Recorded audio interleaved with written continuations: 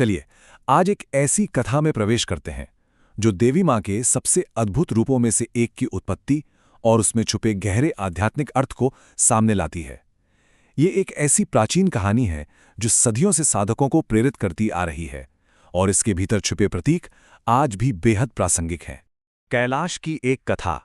इस दिव्य शुरुआत को समझने के लिए सीधे उस प्राचीन काल में चलते हैं। एक बार की बात है, बहुत समय पहले भगवान शिव और माता पार्वती कैलाश पर्वत पर निवास करते थे। एक दिन माता पार्वती अपनी दो प्रमुख शक्तियों डाकिनी और वर्णिनी के साथ शांत और दिव्य मंदाकिनी नदी में स्नान करने गईं। नदी का वह वातावरण अत्यंत अलौकिक था और चारों ओर देवताओं का मधुर संगीत गूंज रहा था। स्नान के बाद माता पार्वती का तेज और भी अधिक प्रखर हो गया था। वे अपनी सहेलियों डाकिनी और वर्णिनी के साथ बड़ी प्रसन्नता से लौट रही थीं।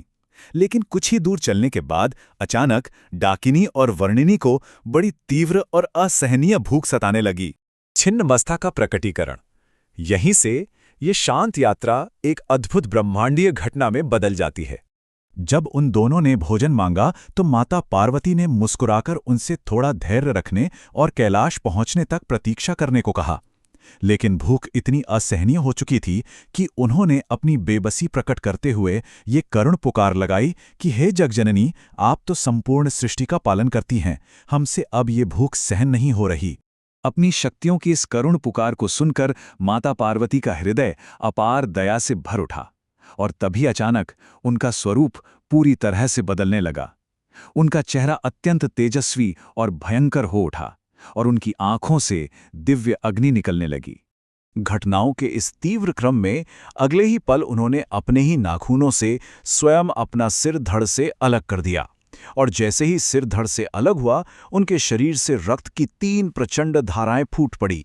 रक्त की पहली धारा डाकिनी ने ग्रहण की, दूसरी वर्णिनी ने और तीसरी धारा स्वयं माता ने अपने कटे हुए सिर के मुख से पी। उस समय देवी का रूप अत्यंत अद्भुत था। एक हाथ में अपना कटा हुआ सिर था, दूसरे हाथ में खड्ग।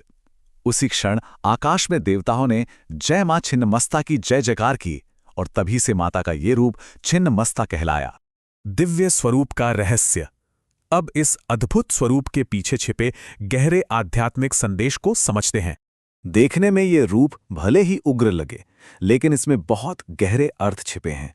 स्वयं का बलिदान विशुद्ध मातृभाव को दिखाता है।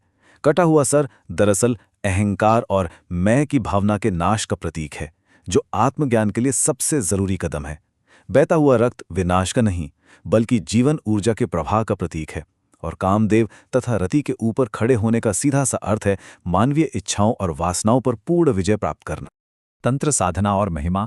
इन प्राचीन प्रतीकों का आज की तंत्र साधना में भी बहुत महत्व है। तांत्रिक मान्यताओं में देवी छिन्नमस्ता की उपासना को अत्यंत शक्तिशाली माना गया है। हालांकि यह मार्ग बहुत कठिन और कड़े नियमों से बंधा होता है, लेकिन जो साधक इस पर चलते हैं उन्हें अपार आध्यात्मिक लाभ मिलते हैं। यह साधना मन के गहरे बैठे भय को पूरी तरह समाप्त कर देती है, मानसिक शक्ति को कई गुना बढ़ा देती है और एक अभूतपूर्व आत्मनियंत्रण प्रदान करती है। भारत का प्रसिद्ध छिन्नमस्तिका मंदिर इसी आस्था का एक बहुत बड़ा केंद्र है। विशेषकर नवरात्रि के दौरान यहाँ उन हजारों भक्तों की भारी भीड़ उमड़ते हैं जो इस अत्यंत जागृत और शक्तिशाली ऊर्जा के दर्शन और आशीर्वाद प्राप्त करने आते हैं। सिर कटी हुई देवी की यह छवि एक शाश्वत और शक्तिशाली अनुस्मारक के रूप में हमारे सामने खड़ी है। यह सिखाती है कि आत्मा को सही मायने में पोषित और सर्वोच्च ज्ञान प्राप्त करने के लिए इंसान को सबसे पहले अपने ही अहंकार को जीतना और उसका बलिदान करना पड़ता है। यह कथा इस परम सत्य को स्थापित करती है कि जब तक अहंकार का अंत नहीं होता, तब तक सच्ची चेतना का उदय असंभव है।